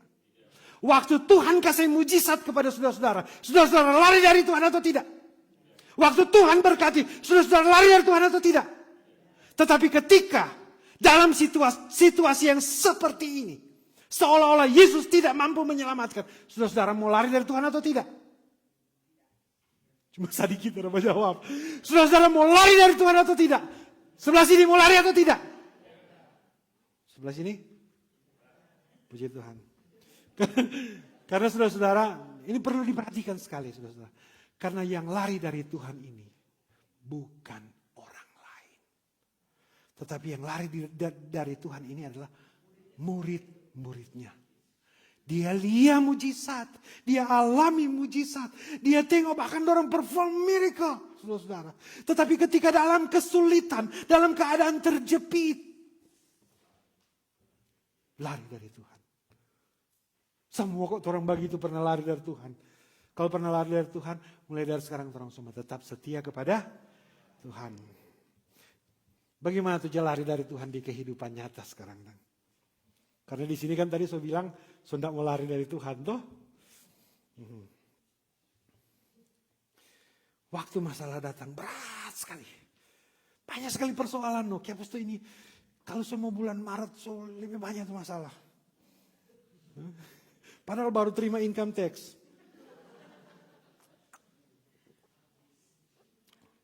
Jadi saudara-saudara, orang murid-murid yang lari dari Tuhan adalah ketika ada masalah. Waktu Yesus dalam masalah itu ya, dorong Sony mau berdoa. Lupa berdoa langsung lari. Pernah begitu enggak? Waktu ada masalah, Sony mau aja berdoa. Pernah begitu tuh enggak? Tuhan kayak ini, terus ulang-ulangi doa. Enggak jawab. Yesus berdoa 3 kali, tidak dijawab. Atau saudara-saudara, ini yang meninggalkan Yesus. Sibuk sekali kerja terus, aduh mesti overtime terus ini no. Mesti ini karena mau baku dusu dengan tagihan ini, tagihan itu. Ya. Jadi biar hari Minggu. Biar hari Minggu. Aduh kita mau off dulu di gereja. Pause kotek dulu. Sibuk. Itu tuh lari dari Yesus. Atau saudara-saudara ya. Ini kok banyak sekali terjadi. Pendeta juga mengalami yang seperti itu. Makanya tuh lagu dia bilang, banyak perkara yang tak dapat. Karena so banyak tuh perkara yang orang tidak mengerti tuh. Kum tuh keadaan karena tuh perkara-perkara yang orang tidak mengerti. Rupanya so lebih menderita ini hidup ini. Jadi waktu ini perkara orang mengerti kong tuh hidup, kayaknya ini kita hidup lebih hari lebih down, lebih ke bawah. Kong semua mulai menyalahkan Tuhan terhadap kenyataan ini. Ketika orang menyalahkan Tuhan, orang sama dengan murid-murid itu, lari. Atau karena ada tekanan orang meninggalkan iman, atau ini paling gampang. Karena orang pe grup semua ini, we just wanna have fun. Kau orang pe tamang-tamang sama ini, nih tahu dari dunia mana. Karena sedang have fun, karena orang Kristen atau nyanda. Mau jawab iyo, mau merusak suasana. Mau jawab nyanda, dia takut, udah kita ini orang Kristen. Akhirnya dia enggak jawab, dia mau tinggal di tengah. Atau saudara takut kehilangan teman, pekerjaan, keluarga, semua karena iman. Nah saudara-saudaraku yang kekasih dalam Tuhan, terakhir, semua kelar ini. Mudah mengikut Yesus saat mujizat terjadi. Mudah mengikut Yesus ketika Yesus kelihatan sangat powerful. Tetapi ketika Yesus dalam keadaan seperti itu, dalam sesuai dengan rencana Bapa, harus disiksa dan menderita. Orang yang mau ikut Yesus. Saudaraku yang kekasih dalam Tuhan, terakhir sekali. Dalam pembacaan kita di hari Minggu ini, saudara, ada 4 karakter di sini. Tolong perhatikan ya. Kong lihat juga kita karakter seperti apa ya. Ada 4 karakter. Karakter yang pertama, yaitu seperti Yudas. Mencium, kelihatan dekat dengan Tuhan, tetapi mengkhianati Tuhan. Ada di sini atau nyanda? Puji Tuhan. Kemudian karakter yang kedua, Petrus. Dia pakai pedang. Dia pikir itu melayani Tuhan. Ada begitu sini atau enggak? Atau yang ketiga seperti murid-murid. Waktu suasana aman-aman, waktu diberkati, waktu sehat-sehat, tinggal bersama Yesus. Bahkan dia menyanyi, Yesus kawan yang sejati. Atau dia bilang, tinggallah dalam Yesus. Tetapi waktu ada persoalan, waktu ada tekanan, dia melarikan diri. Artinya mau dikatakan murid-murid ini karakter yang ketiga ya, saudara-saudara. Pendeta dulu situ loh. Ikut Yesus saat waktu aman-aman. Tapi waktu susah, sorry. Itu karakter yang ketiga. Dan karakter yang keempat. Seperti Yesus. Menyerahkan diri. Taat sampai akhir. Senjatanya bukan pedang. Tetapi senjatanya salib. Orang ada di karakter yang mana? Karena kadang orang menyanyi itu lagu. Ku mau sepertimu Yesus. Yesus towo ini tuh. Masuk gue sekali tuh nomor towo. Maaf, ngerti towo enggak?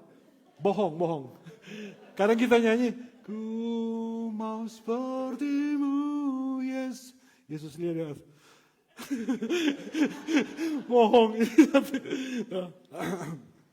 Jadi saudara-saudara, itu karakter yang terakhir seperti Yesus. Nah, saudara-saudara, dalam teks ini, saudara-saudara, dalam cerita ini, orang tanyakan kepada diri kita sendiri, kita ini di posisi mana? Kita ini di posisi Yudas, dapat lihat rohani dekat dengan Tuhan, dapat lihat mencium Tuhan, atau tetapi mengkhianati, atau kita ini seperti Petrus. Kita maju untuk Tuhan, cabut pedang untuk Tuhan, berlawanan di garis depan untuk membela gereja, untuk membela pendeta, padahal tidak taat kepada Tuhan. Kita ini di mana ini? Atau kita memang seperti murid-murid Yesus? Waktu aman-aman ikut Yesus. Waktu dalam keadaan tertekan, sorry. Atau memang kita mau seperti Yesus? Orang ada di mana? Jawab masing-masing. Jawab dengan iman, Tuhan, kita masih rupa Petrus.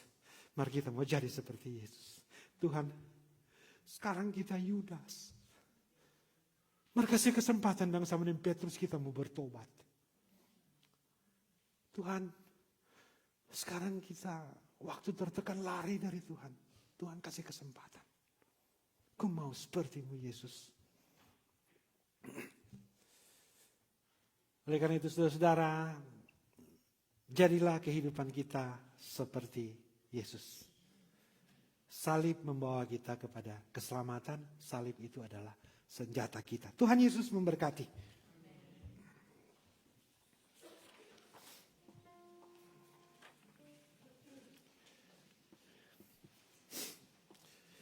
Marilah kita membawa persembahan kita kepada Tuhan Allah kita. Sambil petugas persembahan mempersiapkan, kita menyanyikan pujian Padamu Tuhan dan Allahku.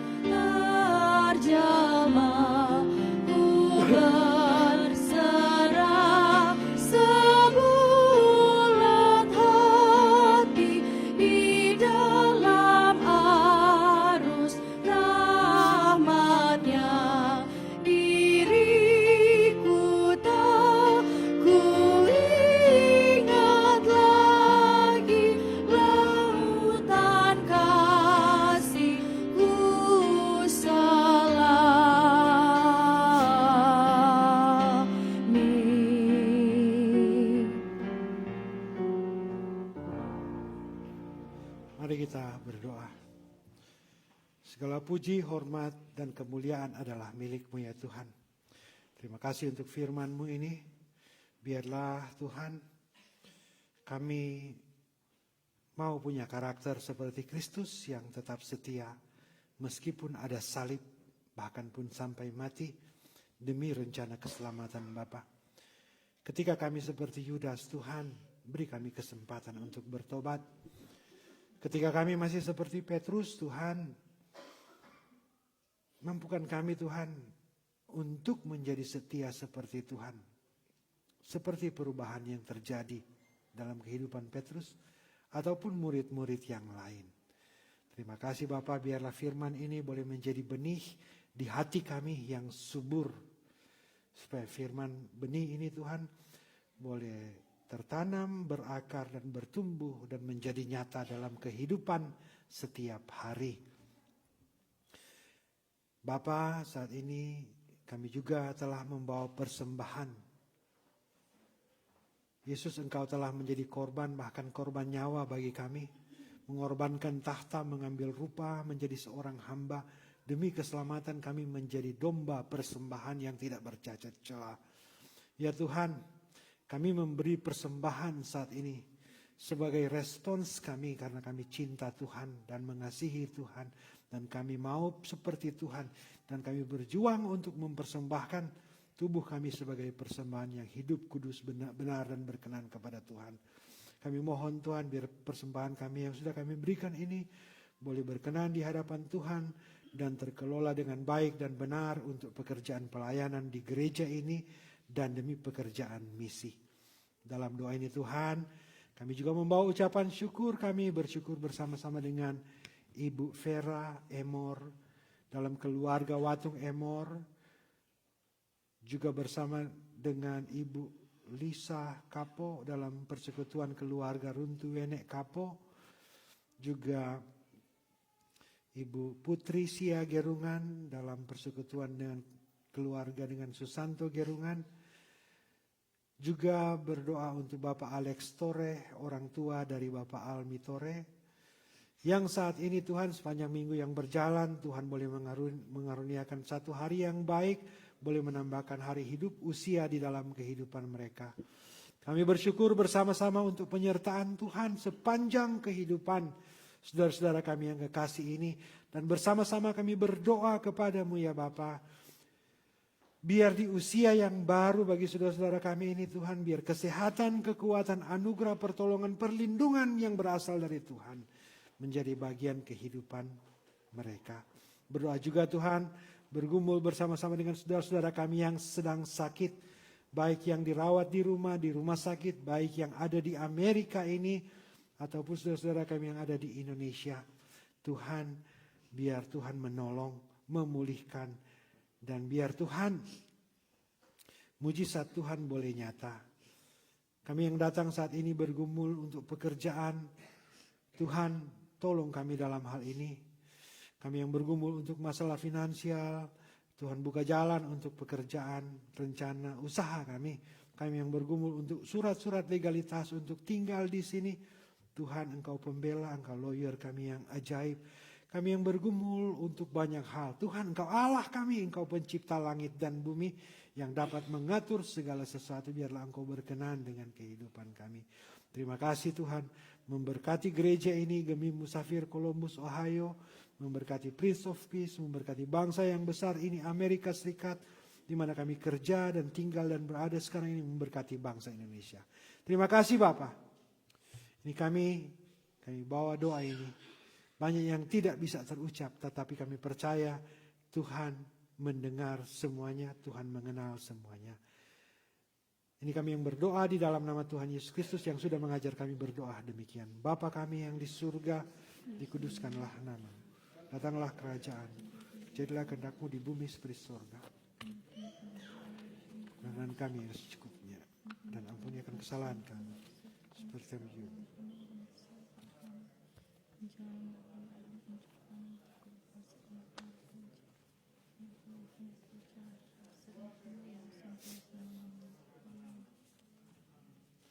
Kita semua berdiri, 2 sahabat lama, 181 taburlah.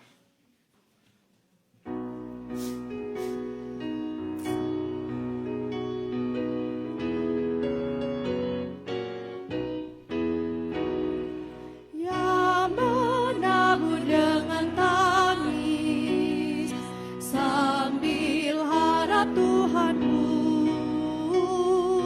menghantam kelak dengan sorak selamat yang kekal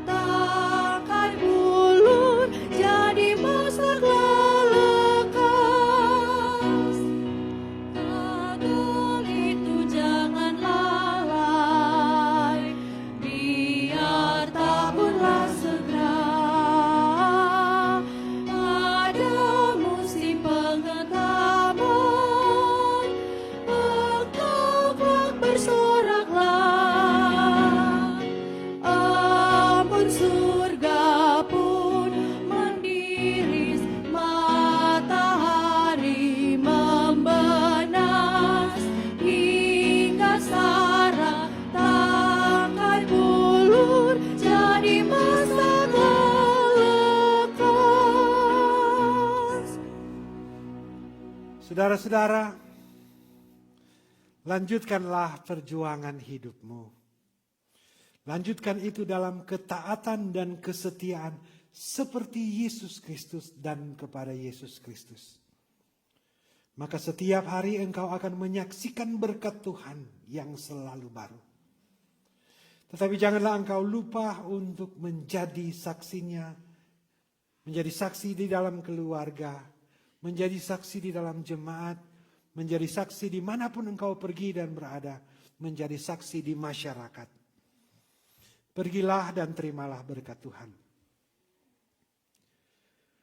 Tuhan memberkati dan memelihara kamu. Tuhan menerangi kamu dengan wajahnya dan mengasihi kamu.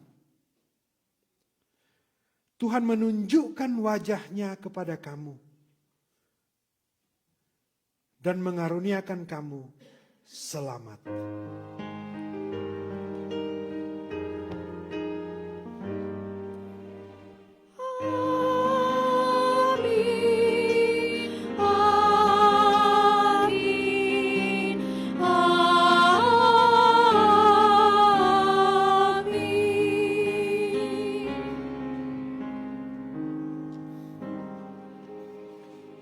Saudara dipersilakan duduk, demikian ibadah sudah selesai, silakan bersaat teduh.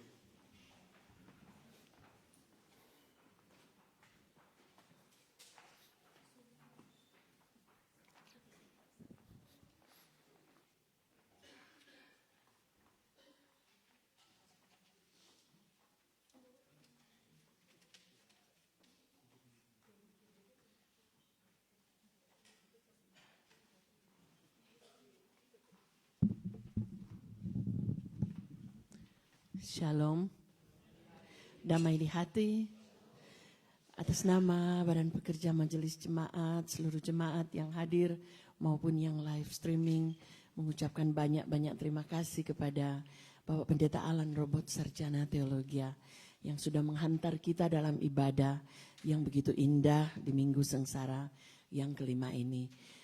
Tak lupa juga terima kasih kepada petugas-petugas yang memberi diri melayani kita, Bapak dan Ceko KO Keyboard, Multimedia, Penatua Jordan Watung, Olivia Wangkai, dan Bapak Yandri Kendores. Terima kasih juga kepada petugas Prokantor, Saudari Pemudi Indah Ngalimin dan Ibu Pingkan Senduk. Juga terima kasih kepada Kostor of the Month Bapak Almis Tore, juga Pelsus of the Month di bulan Maret ini, yaitu Pelsus Kolom 2. Sunday School Teacher Jessica Tore dan Diaken Neni Lengkei, terima kasih untuk pelayanan. Tuhan Yesus selalu memberkati. Pengumuman kami yang pertama, yaitu yang ada ibadah kolom. Yang pertama yaitu kolom 3 atas nama keluarga Weleleng Asa, keluarga Pakasi Lompoliu dan Amelia Limpong. Itu akan berlangsung jam 1 di rumah keluarga Penatua, keluarga Weleleng Asa. Dan ibadah yang kedua hari ini juga yaitu dari Pria Kombapa atas nama Bapak Billy Mema, Bapak Geri Songkilawang dan Saudara Eri Wangkanosa, jam 1 siang tempat jam 3, jadi jam 1 kolom 3 dan jam 3 PKB tempat di ruang fellowship. Itu yang menjadi pengumuman kita di hari ini. Minggu depan, jadi minggu terakhir ibadah dalam bentuk KPI dan pelaksana dari WKI kalau tidak salah. Minggu depan ibadah WKI tanggal 29. Saya mau mengingatkan bahwa 2 minggu depan sudah masuk Easter. Jadi mohon diingatkan kembali bahwa Easter nanti ibadah bukan jam 8. Mari kita saling mengingatkan. Jadi 2 minggu depan di saat Easter di beginning of April tanggal 5 ibadah kita akan gabung bersama Prince of Peace. Di ruang ini jam 10.30 kita worship bersama dengan Prince of Peace, 10.30 tepat waktu. dan pertandingan-pertandingan untuk Easter dirangkaikan follow after worship. Jadi mohon yang tidak masuk minggu ini, mari kita saling di kolom-kolom. Pelsus tolong mengingatkan seluruh jemaat di kolom masing-masing bahwa 2 minggu depan ibadah jam 10.30 karena ada ibadah gabungan. Berikut untuk pengumuman kita yang terakhir juga, bahwa ada pertandingan-pertandingan dari panitia HRG 2026. Mereka akan mengumumkan sebentar nanti. Namun sebelum saya, tidak ada pengumuman dari panitia. Oke. Panitia sudah memberikan informasi kepada Pelsus masing-masing untuk menunjuk dan berkoordinir dengan anggota kolom masing-masing siapa-siapa yang akan mengikuti dalam lomba-lomba nanti. Di Easter ada musafir trivia atau cerdas cermat Alkitab, ada musafir melodies, dan yang ketiga ada faith invasion. Jadi itu mohon, karena sudah 2 minggu ya. Dan sebelum Easter yang paling penting hari Jumat adalah ibadah Jumat Agung, dan itu kita akan lakukan ibadah, ada perjamuan yang kudus. Jadi Jumat nanti jam 10.30 PM, mengingat ada beberapa jemaat, karena majority kita dari kerja di restoran, jadi kita membuka pelayanan Jumat Agung jam 10.30, ibadah perjamuan kudus dan ibadah Jumat Agung bersama. Mari kita saling mengingatkan. Masih ada 2 minggu, tapi saya ingin supaya jemaat tahu, bagi yang tidak masuk minggu ini, minggu depan lagi saya akan umumkan. Demikianlah pengumuman kita hari ini. Tentunya kita bersuka cita dan bergembira bagi jemaat yang berhari ulang tahun di sepanjang bulan Maret ini. Tepuk tangan dulu yang sudah lewat tanggal 3, Ibu Linda Irot, Marcelino Sadede dan Gladys Bala. Tanggal 4 Bapak Winfried Johnson. Tanggal 6 Yos Sujana. Tanggal 7 ada 3 orang, Lilian Pangkerego, Sasha Sumuan, dan Roy Maniung. Tanggal 10 Pinkan Senduk. Tanggal 12 ada 2 orang, Hillary Sumuan, Laudi Aru Perez. Tanggal 13 Ibu Marisa Sasha. Dan tanggal 14 Marcelona Rumengan. Tanggal 16 Ibu Vera Emor, Ibu Lisa Kapo. Tanggal 18 dan Putri Sia Gerungan. Tanggal 25 Adik Kiara Kapahang. Tanggal 28 Bapak Smart Pantau. Tanggal 30 yang terakhir Michelle Toar dan Oliver Silalahi. Selamat bersuka cita kepada jemaat yang berhari ulang tahun di bulan Maret ini. Tentunya jemaat yang baru pertama kali hadir masuk bersama dengan kita, jemaat Gemi Musafir Columbus, Ohio. Bolehkah sekiranya untuk datang ke depan untuk memperkenalkan diri supaya jemaat tahu. Mari, ada yang baru saya melihat di belakang ada juga. Mari ke depan bersama-sama kita akan memperkenalkan diri.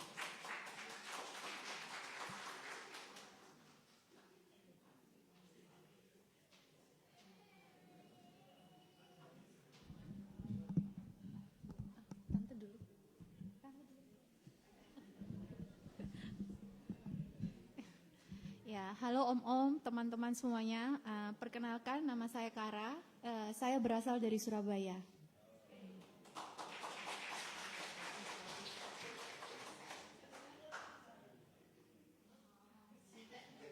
Status in relationship with God.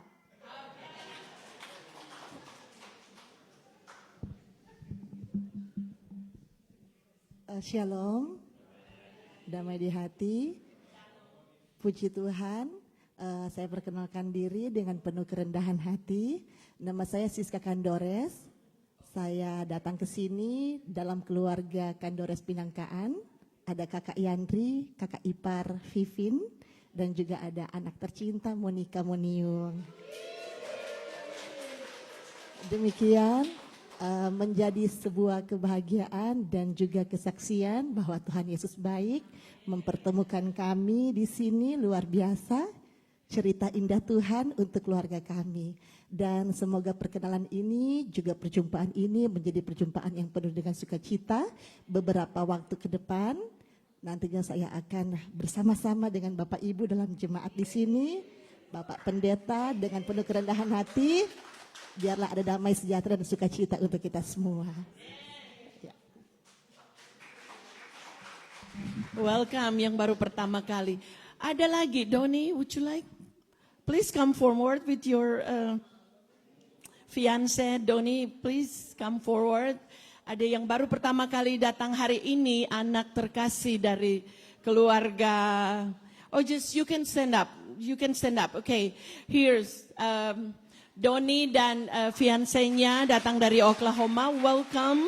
We are so happy and it's a pleasure to have you both join together as a congregation, as the Gemim Church. Thank you. Please sit down. Kita akan ada satu yang paling terakhir. Please all youth, please come forward. Ada pengumuman dari youth, Penatua Youth, please datang ke depan bersama youth. Ada sedikit last but not least pengumuman sebelum kita akan doa bersama yang nanti akan dibawakan oleh Diaken Bapak Jack Toar. Kita akan berdoa makan, namun ada pengumuman yang penting dari youth.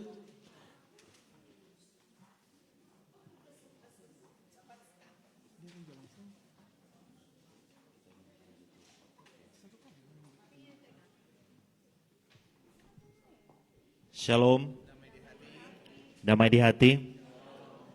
Terima kasih atas kesempatan yang diberikan untuk kami. On behalf of sebagian youth Gemim Musafir Columbus, Ohio, kami mau menyampaikan terima kasih untuk seluruh jemaat yang telah mensupport, menopang kami dalam hot dog sale minggu lalu. So thank you so much everyone. And then the jumlah penjualan hotdog kami minggu lalu berjumlah $1,000. Terima kasih. And then tidak juga sampai di sana, masih ada lagi program kami for next Sunday, tanggal 29 Maret, dan itu akan it's gonna be bake sale Sunday, dan untuk bake sale minggu depan, the youth akan menjual semacam dessert like sweets, brownies, chocolate chip cookies, fruit cups, banana bread, Dubai strawberry, mochi ice cream, coffee and tea, and Korean cream cheese buns. Jadi banyak sekali macam sweets. Tapi tetap juga akan ada breakfast untuk minggu depan, tapi youth akan menyediakan sweets yang akan dijual.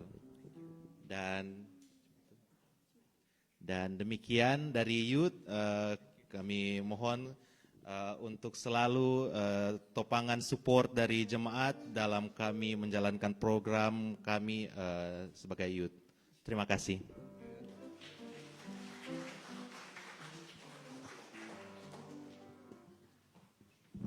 Terima kasih Penatua Youth yang sudah memberikan pengumuman. Perlu jemaat yang mungkin belum tahu bahwa uang hasil sale dari youth ini atau fundraising kita akan kirim langsung ke panti asuhan.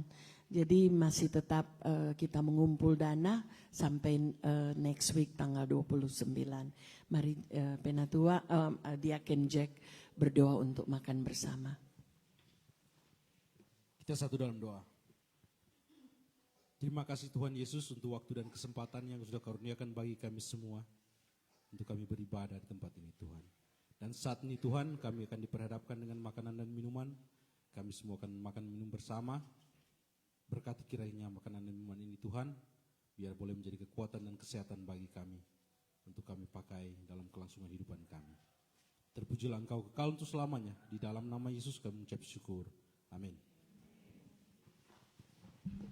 Mohon ada satu pengumuman yang paling terakhir. Mari dari Panji Yosua.